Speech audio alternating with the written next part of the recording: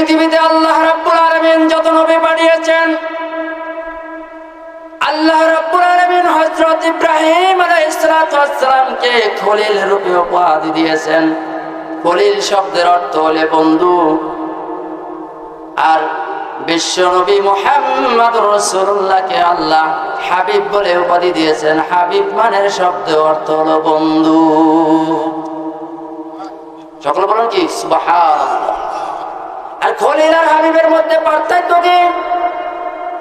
খলিলের মধ্যে পার্থক্য হলো এতটুকু, আল্লাহর সাথে যিনি বন্ধুত্ব করতে চান তার উপাধি হলো খলিলুল্লাহ। আর আল্লাহ যার সাথে বন্ধুত্ব সম্পর্ক করতে চান তার নাম হলো হাবিবুল্লাহ। চিন্তা করে দেখছেন আপনি আর আমি কোন নবীর উম্মত? কোন নবীর? যেই নবীর সাথে আল্লাহ রাব্বুল আলামিন বন্ধুত্ব বানাইবার জন্য আল্লাহ হাবিবুল্লাহ নাম দিয়েছেন। ওই নবীর উম্মত হয়ে আমরা এত কেন দলাদলি মারামারি পিটাপিটি করি? কারণ আমাদের কোরআন কি দুই, হাদিস কি দুই? কেন আমরা এত মারামারি দলাদলির দিকে যাই? কেন আমরা এক ভাই আর এক ভাইরে দেখতে পারি না? এটা আমাদের অন্তর থেকে হিংসাকে মুছে দিতে হবে। আমাদের অন্তর থেকে হিংসা বিদ্বেষ মুছে দিয়ে আমার ভাইকে আমার কোলে টেনে নিতে হবে। কারণ সেও যে নবীর উম্মত, আমিও সে নবীর উম্মত, আবার একই জান্নাতে থাকবো নাকি? আমাদের মধ্যে কেন এত হিংসা থাকবে? এই হিংসাকে ভুলে যে আমরা আল্লাহর বন্ধু হয়ে হাবিবুল্লাহর উম্মত হয়ে আমরা কবরে যাওয়ার চেষ্টা করব। মনে থাকবে? আসুন এবার আল্লাহ রাব্বুল আলামিন এই পৃথিবীতে যারা আল্লাহকে ভালোবেসেছেন তারা আল্লাহর বন্ধু হয়ে দুনিয়া থেকে বিদায় নিয়েছেন। যেমন সারসিনার মরহুম দাদা পীর সাহেব কেবলা নেসারউদ্দিন আহমদ সুফি সাহেব, সলাবাঙ্গা দরবারের হুজুরে চরমোনায় ইসাক রাহিমাহুল্লাহ, এরকম শুরু করে যত আল্লাহর ওলি আসছিলেন আল্লাহকে বন্ধুরূপে তারা গ্রহণ করে কবরে গেছে। দেখেন তাদেরকে মানুষ জীবিত থাকতেও ভালোবাসছে, আর এখনো তাদেরকে ভালোবাসে, স্মরণ করে না? তাদের কাছে কি কোনো ভেদাভেদ ছিল? তাহলে আমরা ওই রকমের বন্ধু হয়ে যেতে চাই।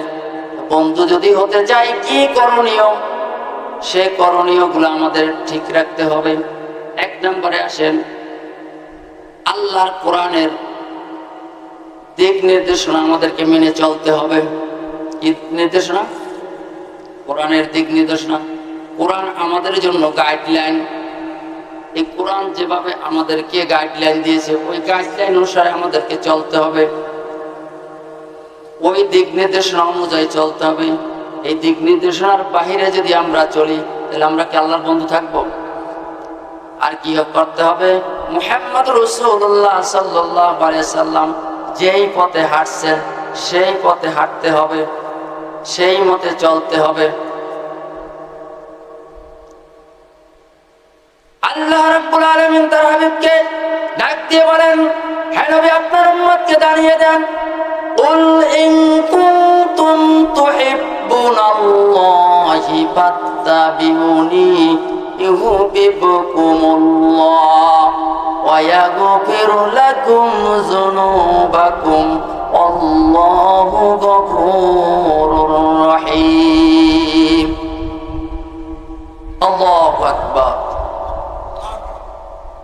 আল্লাহর নবীকে আল্লাহ ডাক দিয়ে বলেন, নবী আপনি জানিয়ে দেন, আপনার উম্মতদেরকে জানিয়ে দেন, কুল ইন কুনতুম তুহিব্বুনাল্লাহ, যারা আমি আল্লাহকে মহব্বত করতে চাই, আল্লাহকে ভালোবাসতে চাই, তারা যেন আপনাকে অনুসরণ করে।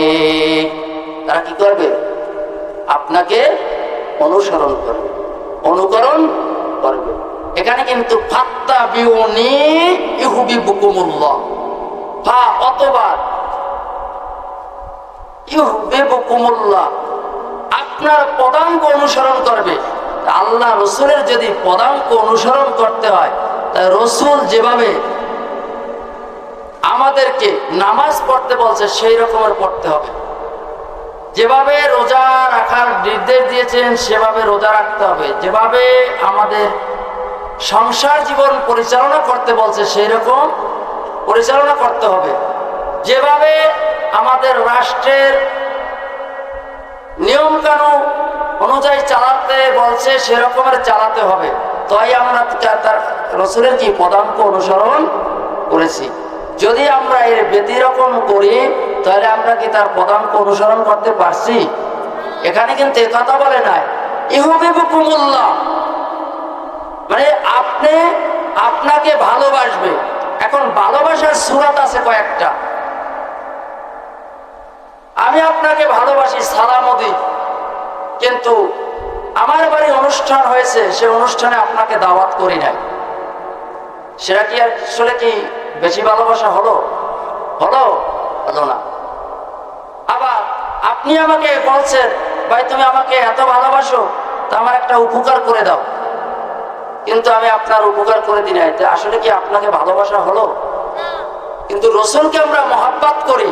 এই মহাব্বত বলে দুরূদ শরীফ মিলাদ এর মধ্যে সীমাবদ্ধ রাখা যাবে না, বরং দুরূদ শরীফ মিলাদ তো পড়বই, তার সাথে সাথে রসুলের দেখানো পথ অনুযায়ী আমাদের সংসার জীবন থেকে শুরু নয়, আমাদের জন্ম জীবন থেকে শুরু করে মৃত্যুর কবর পর্যন্ত আমাকে রসুলের পদাঙ্ক অনুসরণ করতে হবে।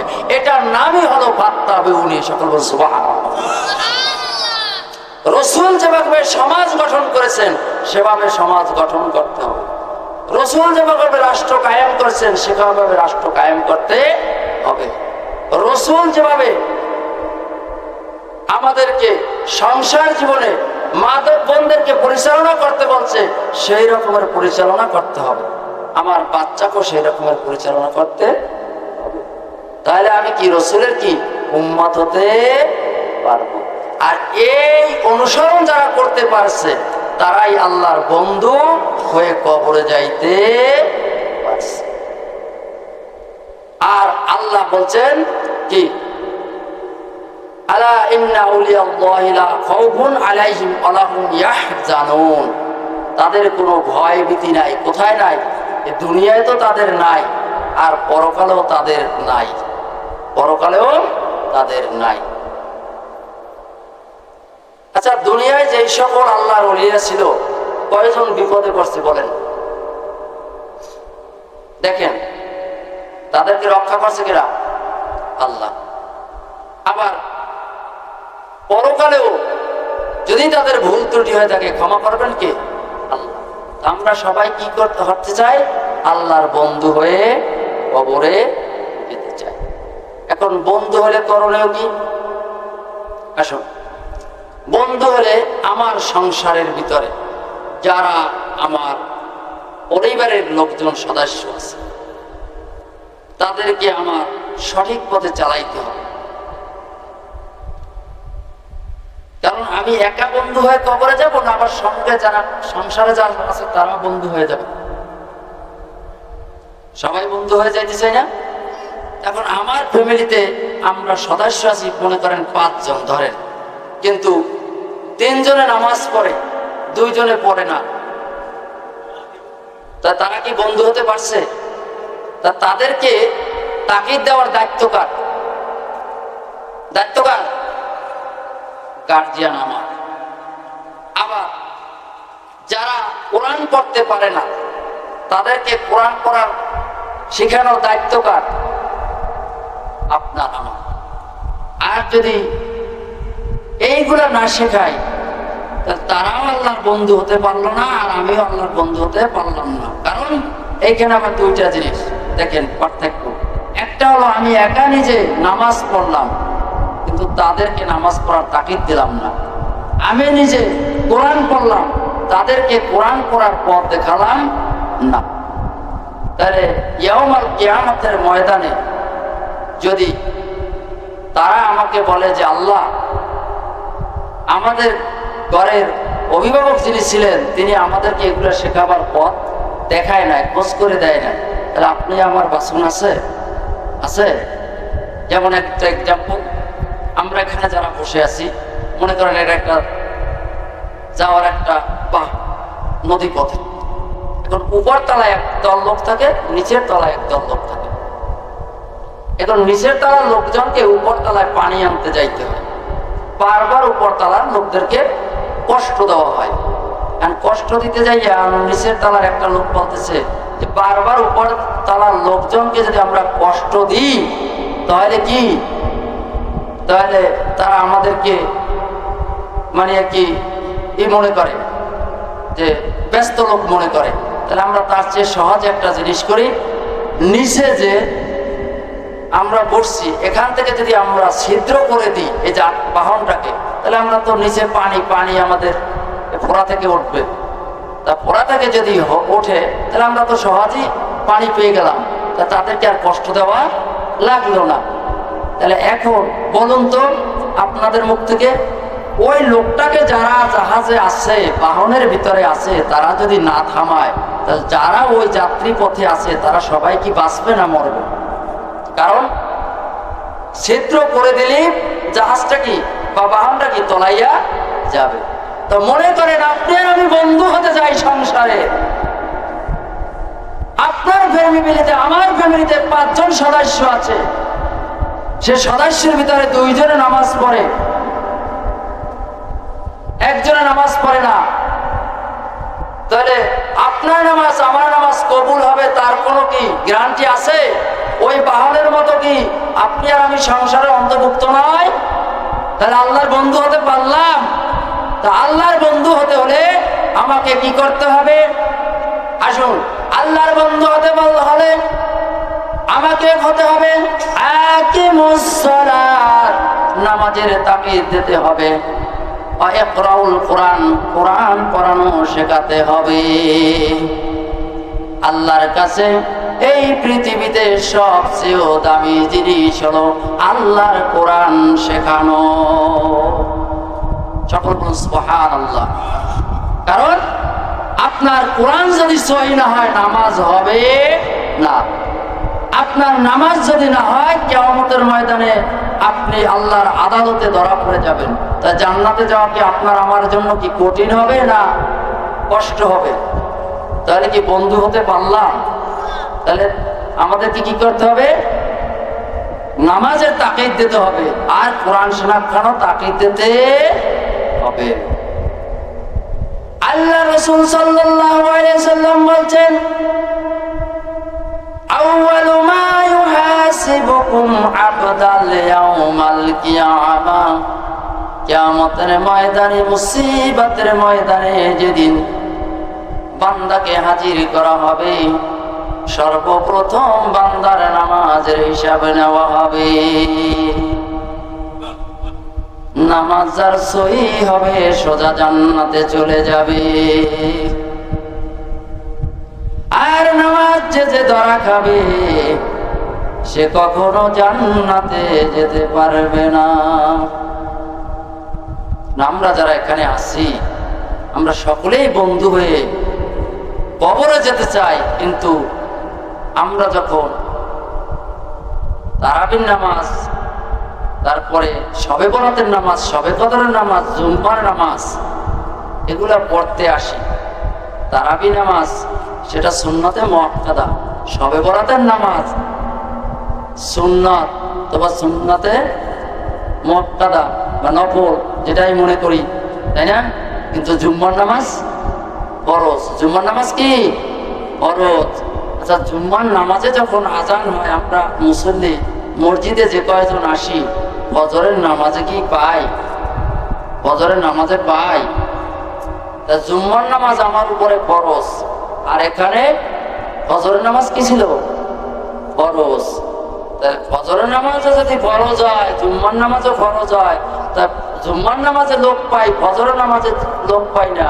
তাহলে আমরা যারা এখানে উপস্থিত আছি তারা স্লোগান দিই, দিন ইসলাম কায়েম হোক। আল্লাহর আইন চাই, সৎ লোকের শাসন চাই, চাই না? বলি না? কিন্তু ফজর নামাজে গিয়ে স্লোগান দিই, ঘুমে যারা আসো ঘুম থেকে জেগে ওঠো, ফজরের নামাজে কাতার ভর্তি করো। বলি যতক্ষণ পর্যন্ত ফজরের নামাজের জামাতে লোক জুমার নামাজের মতো না হবে, অতক্ষণ পর্যন্ত আল্লাহর বিধান কায়েম করা আমাদের পক্ষে সম্ভব হবে না। জুমার নামাজে যত লোক থাকবে, ফজরের নামাজও ওই লোক থাকবে। ওই লোকেরাই স্লোগান দিয়ে আল্লাহর জমিনে আল্লাহর দিন কায়েম করা কি করবে? কায়েম করতে পারবে। তো আমাদের মন আছে, কিন্তু আমরা নামাজে আসি। তাহলে আমি কি আল্লাহর বন্ধু হতে পারছি? তাহলে আমি কবরে লেগে গেলে কি আমার ভয় আছে? ভয় আছে? কথা বলেন না কেন? ভয় আছে? কেন আছে? আছে মানে আমি যে কোরআনের যে বিধান আকিমুস সালাত, নামাজ আদায় কায়েম করতে হবে, এই নামাজ কায়েমের পক্ষে আমি নাই। আছি? থাকলে আজকের মাহফিলে এই কয়জন লোক থাকার কথা, হ্যাঁ? আর নাইলে তো এখানে কোরআন হাদিসের কিছু ওসিয়াত হবে, তাই না? কিন্তু আমরা আসি নাই, কারণ আসলে আমল করতে হবে। ও আমার বন্ধুরা, ও আমার সহোদর ভাইরা, ও আমার যুবক ভাইরা, শোনো, এখন যারা মাহফিল ছেড়ে মোবাইলের আড্ডায় আসো, যারা বিভিন্ন কাজে আসো, শুনে রেখো বন্ধু, এই মাহফিলের ময়দানে আসার সাথে সাথে আল্লাহ পাক তোমার জীবনের সমস্ত গুনাহ ক্ষমা করে দিয়েছে।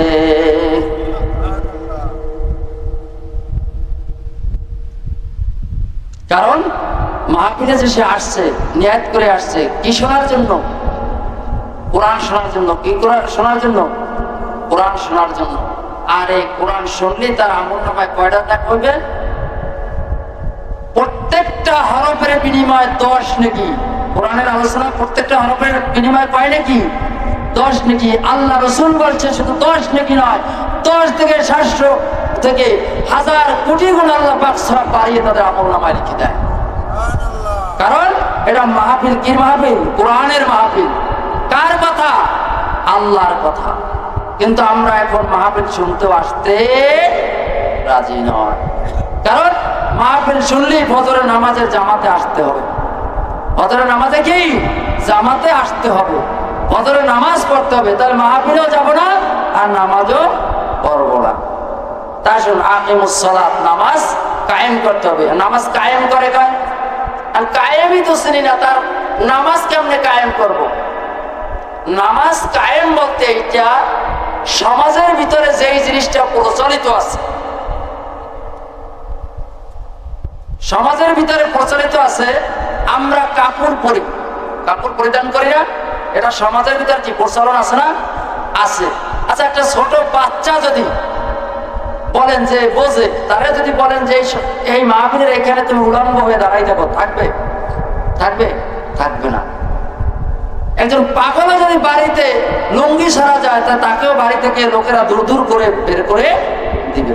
তা কায়েম বলতে আমি নামাজ পড়েছি, আমার ফ্যামিলিতে নামাজ পড়াবো, আমার সংসারের যে বস্তা আছে তাকে নামাজ পড়াবো, সমাজে যে ভাই নামাজ পড়ে না তাকে নামাজের তাকিদ দেব, তাকে নামাজের জন্য মসজিদে আহ্বান করব। তাহলে আমি আল্লাহর বন্ধু হতে, এইটারে বলে কায়েম। এইটারে বলে কি? কায়েম। এখন আমরা নিজে নামাজ পড়ি, কিন্তু ফজরে যখন নামাজ পড়তে আসি, আমার ফ্যামিলিতে 5টা ছেলে আছে, তাকে নামাজের কথা বলি না। কেন? যদি আমি আমার ছেলেকে বলি, তা ছেলেকে এমন ভাবে তৈয়ার করেছি, ছেলে আমার সাথে গর্জন করে উঠবে। তাহলে ভয়তে আমি এমন ভাবে দরজা ধাক্কা দিই, মানে আস্তে দরজা লাগাই দিই, যেন ছেলের ঘুম না ভাঙে। নাকি এরকম আসিনি আমরা? তাহলে আমিও বন্ধু হতে পারলাম না। ওই ছেলে তো আমার পরিবারের অন্তর্ভুক্ত।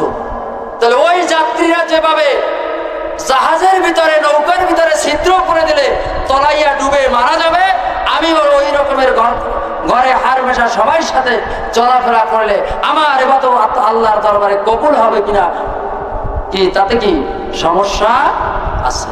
বুঝাইতে পারলাম? তাহলে আমি যে আয়াতখানা বললাম, এই আয়াতের ব্যাখ্যা অনুযায়ী আমি কি আল্লাহর বন্ধু হতে পারলাম? বন্ধু হতে পারলাম? তাহলে আমি দুনিয়া এলে আমার ভয় যদি না থাকে, কবরে ভয় আছে না আছে? আছে, আছে নাকি? আছে। আসো সম্মানিত হাজির, আমার ফ্যামিলিতে, আমার পরিবারে আমি যতটুকু স্থানের দায়িত্বশীল, ওই দায়িত্বশীল হিসাবে আমি যদি তাদেরকে নামাজের তাকিদ না দিতে পারি, নামাজের কথা যদি না বলতে পারি, সৎ কাজের আদেশের কথা যদি না বলতে পারি, কিয়ামত কিয়ামতের ময়দানে, মুসিবতের ময়দানে ওই সন্তানের জন্য যখন আল্লাহর আদালতে থেকে যখন জাহান্নামের ফয়সালা হয়ে যাবে, জাহান্নামের ফয়সালা হওয়ার সাথে সাথে ওই সকল ছেলেরা, ওই সকল সমাজের লোকেরা বলবে, আল্লাহ আমাদের একজন অভিভাবক ছিল, তিনি আমাদের কখনো নামাজের কথা বলে নাই, সৎ কথায় কাজের আদেশ দেয় নাই, আমাদেরকে কোরআনের পথে রাখে নাই, আপনি তার থেকে তাকে আজকের এই জাহান্নামের সামনে, আমাদের সামনে হাজির করে দেন, ওই লোকের বুকের উপরে পাড়া দিয়ে আমরা জাহান্নামে যাব। কোন চিন্তায় আছেন ডুবে? বোঝেন নি? পিতা হয়ে গেছেন, মাতা হয়ে গেছেন, গাড়ি বাড়ি করছি, অনেক শান্তিতে আছি না। আল্লাহর আদালতে আপনি আর আমি আসামি। কুল্লুকুম রাঈনা ওয়া কুল্লুকুম মাসউলুন আন রাইয়াতিহি। প্রত্যেকের সংসারের একজন ধারক বাহক। আমি আমার অধীনস্থ সংসারে যেই লোকেরা থাকবে, তাদেরকে যদি নামাজের তাকিদ না দিয়ে, আমি যদি তাদেরকে সৎ কাজের আদেশ না দিয়ে, আমি যদি তাদেরকে ইসলামী কোরআনের আইন অনুসারে, আল্লাহ রাসূলের বিধান অনুসারে যদি পরিচালনা না করতে পারি, তাহলে আমি আল্লাহর বন্ধু হতে পারলাম না। কি পারলাম না? আল্লাহর বন্ধু হতে পারলাম না। আল্লাহর বন্ধু যদি না হতে পারি, তাহলে কবরে গেলে কি আমার সমস্যা আছে না সমস্যা নাই? ও আমার সম্মানিত মা বোনেরা, পর্দার অন্তরের মা বোনেরা, বর্তমান যুগে সমাজটা একেবারে নষ্ট হয়ে গেছে। কারণ বৈজ্ঞানিকের প্রযুক্তির কারণে, কারণ বৈজ্ঞানিক এত সুন্দর প্রযুক্তি আমাদের জন্য আবিষ্কার করেছে, যেইটা দিয়ে আমরা জান্নাতের পথ অনুসরণ করব। কিন্তু আমরা এখন দেখা যায় 90% মানুষ জাহান্নামের পথের দিকে ধাবিত হতেছে। কোনো এক সময় ছোটবেলা শুনতাম যে পৃথিবী হাতের মুঠে, পৃথিবী পকেটে। মনে করেছিলাম যে পৃথিবী কেমনে হাতের মুঠে থাকে, পৃথিবী কেমনে পকেটে থাকে। কিন্তু আল্লাহ পাক হায়াতের জিন্দেগি দেখাই দিয়েছে। বৈজ্ঞানিক প্রযুক্তি মোবাইল আবিষ্কার করেছে। আসলে বৈজ্ঞানিক যে আমাদের জন্য আবিষ্কার করেছেন, কি খারাপ জিনিস আবিষ্কার করেছেন না ভালোর জন্য? কথা বলেন, ভালোর জন্য না খারাপের জন্য? ভালোর জন্য। যেমন মনে করেন আমার সামনে একটা গ্লাস, গ্লাসটা যিনি তৈরি করেছেন, বানাইছেন কি খাওয়ার জন্য? পানি খাওয়ার জন্য বানাইছেন। গ্লাসটা কি শুধু পানি খাওয়া যায় না আরো কিছু খাওয়া যায়? পানি খাওয়া যায়, দুধ খাওয়া যায়, হ্যাঁ, শরবত খাওয়া যায়, আচ্ছা মদও খাওয়া যায় নাকি? ড্রিঙ্ক আমি পান করেন, পান করার জন্য যদি আপনি গ্লাসে মদ নিয়ে পান করেন, আপনি গ্লাসের দোষ না আর যে তৈরি করছে এর দোষ, না আপনার আমার ব্যক্তির দোষ? ব্যক্তির দোষ।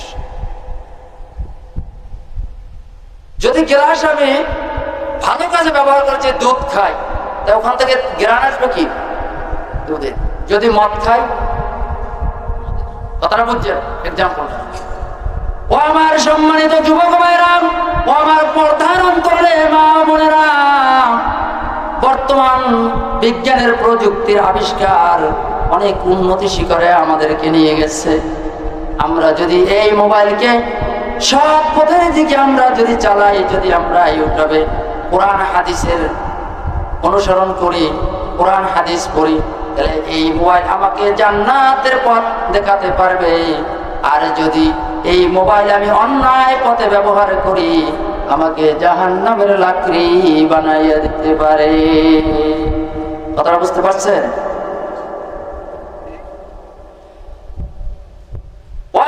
আমার মা বোনেরা, হযরত রাসূল করিম সাল্লাল্লাহু আলাইহি সাল্লামের পবিত্র কন্যা মা ফাতিমা রাদিয়াল্লাহু তাআলা আনহা যখন ইন্তেকাল করবেন, ইন্তেকালের সময় যখন ইন্তেকাল করেছেন, ইন্তেকাল করার পরে যখন কবর খনন করা হবে, হযরত আলী রাদিয়াল্লাহু তাআলা বিশিষ্ট সাহাবী হযরত আবু যর গিফারী রাদিয়াল্লাহু তাআলা কে বললেন, আবু যর গিফারী, তুমি একটা কবর খনন করো।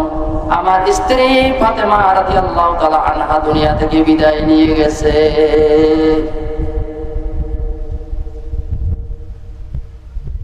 হযরত আবু যর গিফারী রাদিয়াল্লাহু তাআলা আনহু যখন কবর খনন করতেছেন, কবর খনন করার সাথে সাথে ডাক দিয়ে বললেন, কবর রে, জানুনি আজকে তোর ভিতরে কাকে রাখা হবে? ও কবর, জেনে নাও তোমার ভিতরে রাখা হবে বিশ্ব নন্দিত বিশ্বনবী মুহাম্মদ রাসূলুল্লাহ সাল্লাল্লাহু আলাইহি সাল্লামের কন্যা মা ফাতেমা রাদিয়াল্লাহু তাআলা আনহাকে। আবু যর গিফারী রাদিয়াল্লাহু তাআলা আনহু চোখের পানি ছেড়ে দিয়ে ডাক দিয়ে বলে, কবর, তুমি কি জানোনি আজকে তোমার কবরের ভিতরে কাকে রাখা হবে? তোমার কবরের ভিতরে রাখা হবে ইমাম হাসান হুসাইন রাদিয়াল্লাহু তাআলার মাকে। ও কবর, তোমার ভিতরে কাকে রাখা হবে জানোনি? ও কবর, আজকের তোমার ভিতরে রাখা হবে শেরে খোদা হযরত আলী রাদিয়াল্লাহু তাআলা আনহার স্ত্রী হযরত ফাতিমা রাদিয়াল্লাহু তাআলা আনহাকে। আবু যর রাদিয়াল্লাহু তাআলা আনহু লাশ ডাক দিয়ে বলেন, ও কবর রে, জানোনি আজকে তোকে খনন করতেছি, তোর ভিতরে কারে রাখা হবে? জান্নাতের সরদারিনী হযরত ফাতিমা রাদিয়াল্লাহু তাআলা আনহাকে। আল্লাহর হুকুমে কবরের জবান খুলে গেল। কবর ডাক দিয়ে বলে, আবু যর গিফারী রে, আমাকে ভয় দেখাইও না, আমাকে ভয় দেখাইও না। আমি এমন এক নির্জন কবর, আমি এমন এক নির্জন বসতি জায়গা, আমি মা ফাতেমা রাদিয়াল্লাহু তাআলা কে চিনি না, শেরে খোদা আলীর স্ত্রী কেও চিনি না, আমি হাসান হুসাইন রাদিয়াল্লাহু তাআলার মা কেও চিনি না। আমি কবরের মাটি, আমার ভিতরে যে শুইতে হবে তাকে কাটি হয়ে শুইতে হবে। এমন জায়গায় যাইতে হবে